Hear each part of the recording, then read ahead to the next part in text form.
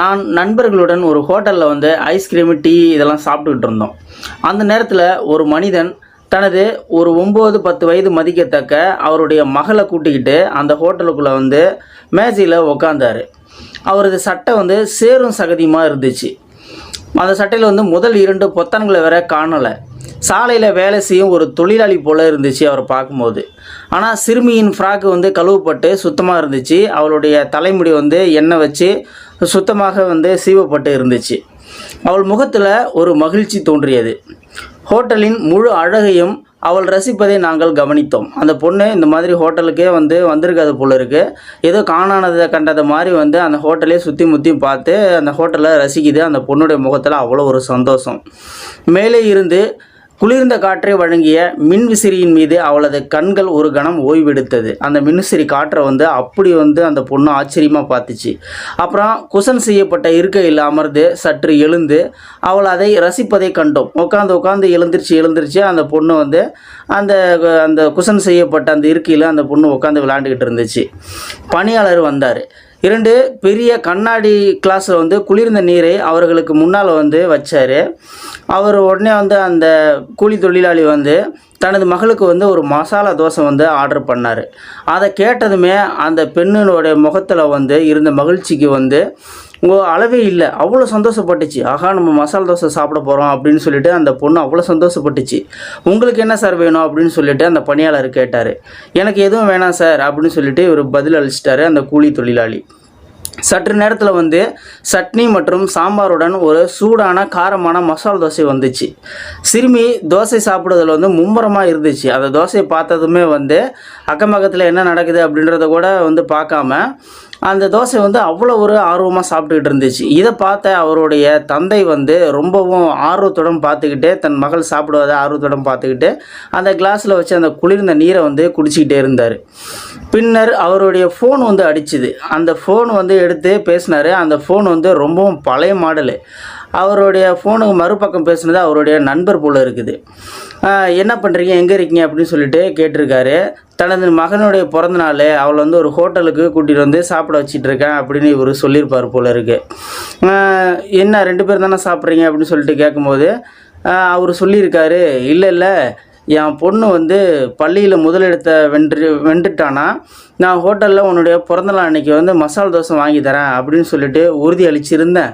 என் பொண்ணு வந்து சொன்ன மாதிரியே வந்து பள்ளியில் வந்து அவள் முதல் மார்க்கை எடுத்துட்டா.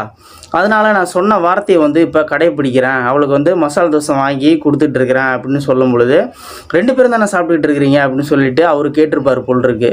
அவர் என்ன சொல்கிறாரு, இல்லை நாங்கள் இருவரும் எப்படி சாப்பிட முடியும், எங்கள்கிட்ட எங்கே காசு இருக்குது, சில நாட்களாகவே எனக்கு வந்து குறிப்பிடத்தக்க வேலையும் இல்லை, வீட்டில் என் மனைவி வந்து தயாரித்த சாப்பாடு இருக்குது, எனக்கு அதுவே போதும் அப்படின்னு சொல்லிட்டு அவர் சொன்னார்.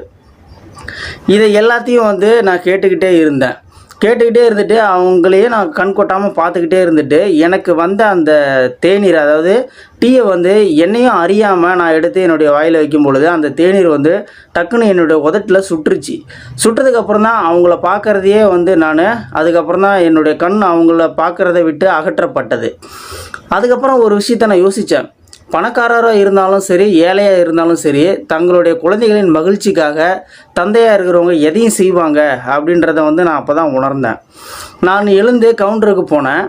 நாங்கள் சாப்பிட்ட ஐஸ்கிரீமுக்கும் தேநீருக்கான பணத்தை கொடுத்துட்டு அதுக்கப்புறம் வந்து 2 மசாலா தோசைக்கான பணத்தையும் வந்து நான் அந்த ஹோட்டல் முதலாளிகிட்ட கொடுத்தேன்.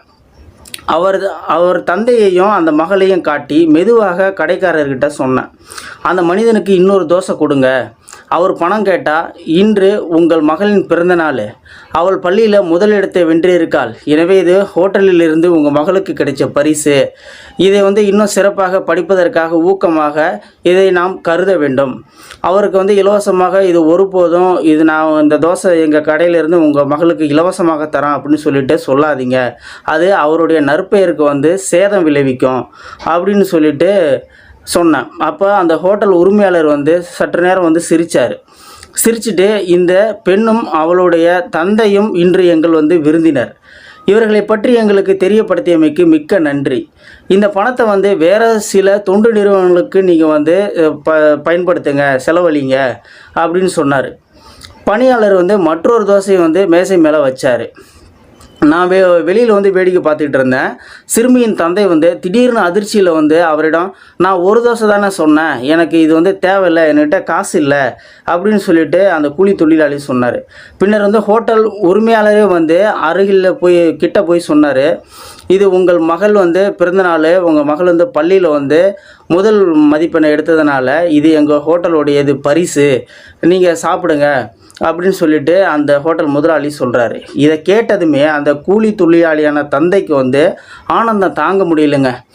கண்கள் அப்படியே விரிஞ்சிருச்சிங்க. உடனே அவர் வந்து தன்னுடைய மகளை பார்த்து சொல்கிறாரு, பாத்தியா மகளே, பார், நீ வந்து கடினமாக உழைத்து படித்ததால் வாழ்க்கையில் இது போன்ற இன்னும் பல பரிசுகளை பெறலாம் அப்படின்னு சொல்லிட்டு தன்னுடைய மகள்கிட்ட சொல்கிறாரு.